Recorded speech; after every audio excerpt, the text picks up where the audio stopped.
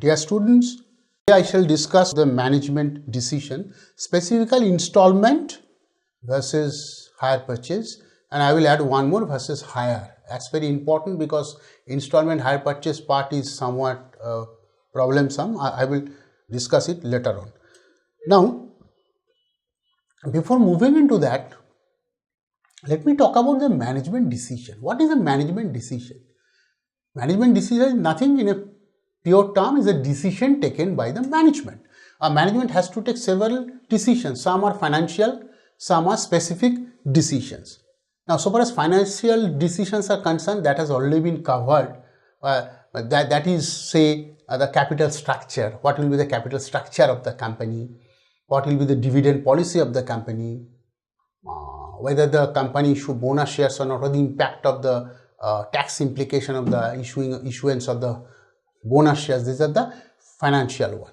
But now specific thing is a company have to take decision on the several aspects, right?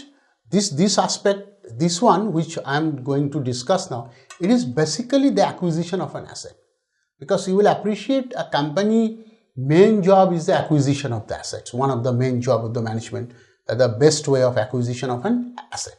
Now, in case of acquisition of an asset, in module 20 we discuss purchase versus lease.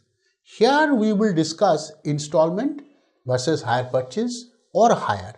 So now I will take the things separately. Once again, one small thing you must learn, that someone may raise a question that these things are a part of the capital budgeting, which we did in the financial management. It agreed. It's a part of definitely capital budgeting, because when you are purchasing an asset, it's a capital budgeting. But the point is, a lot of tax implications are there. When you take a decision, that is the one part is the financing part, but another part is the tax part. So some implication definitely are on the tax. So that is very, very important. We must consider those, right? So with that, I'm just moving this. And one small thing you should bear in mind, like you may say, sir, how decision can be taken? It's a very interesting one, because when you start a business, you are investing at this point, right? So instantly you are investing the money, but the return will come after few years and return will continue over certain years. So now the question is, one may argue, sir, how do I compare? Because I am expending in 1 year, say Y1, and I am getting a return for, say, from third year, say Y3 to, say, Y10. So how can it's comparable? Absolutely right. So what we have to do, we have to use the discounting technique. We got to know the present value of the inflows. So you know the present value of the outflows and the present value of the inflows. Now you make a decision. Or if you don't know the present value of the outflows, so basically here decisions are decisions we make. Decisions on the basis of the lowest present value of the cash outflow, where the cash outflow is the minimum, right? With this background, I move into the discussion. The first is the installment. So whenever you are acquiring an asset on installment, you will appreciate your immediate cash outflow is not to the extent of the cost of the assets. It will start only when you're paying the installment, right? And this is your outflow. And what are the tax benefits? You can claim depreciation on that asset you have acquired by installment. You can claim additional depreciation at the rate of 30% or at the rate of 35% as the case may be. And you can also claim 32 AD, right? Subject to conditions. This is 35% in case of additional depreciation and 32 AD for investment allowance. You can claim only if you are acquiring an asset for a business which is situated in a notified backward area of certain states like Andhra, Telangana, Bihar and West Bengal, right? So you can get this. And finally, the interest over unpaid purchase price, you will appreciate whenever you pay installment, you got to pay interest because you are not paying the entire amount, right? So you are paying in truncated form. So you got to pay interest on that. So that interest is also tax deductible. So once again, in a outflow is the payment of installment and inflow is the tax benefit on depreciation, additional depreciation and 32 AD, as well as interest on unpaid purchase price. So these are all your tax benefits. So you deduct it from your outflow and you get your net outflow, right?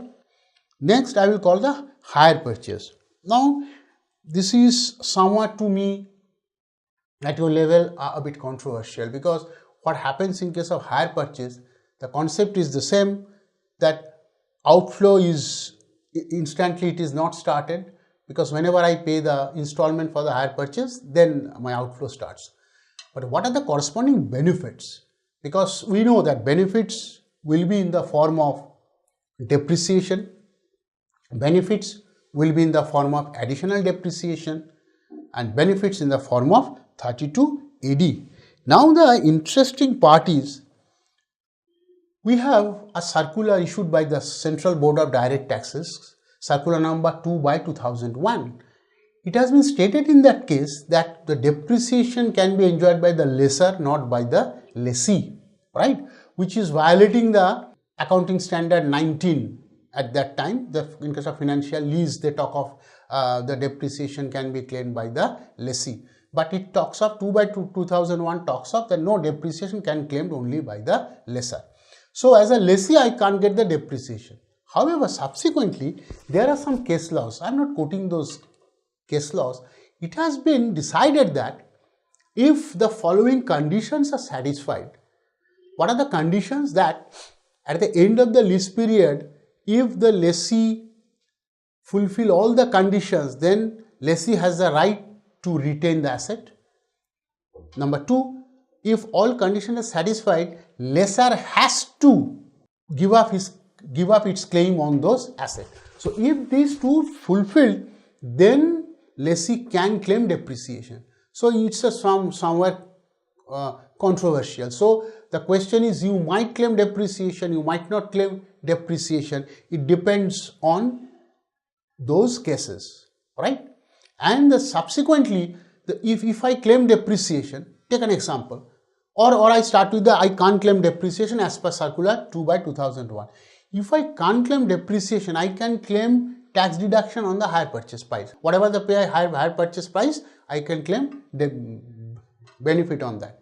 But if I claim depreciation, I cannot claim that.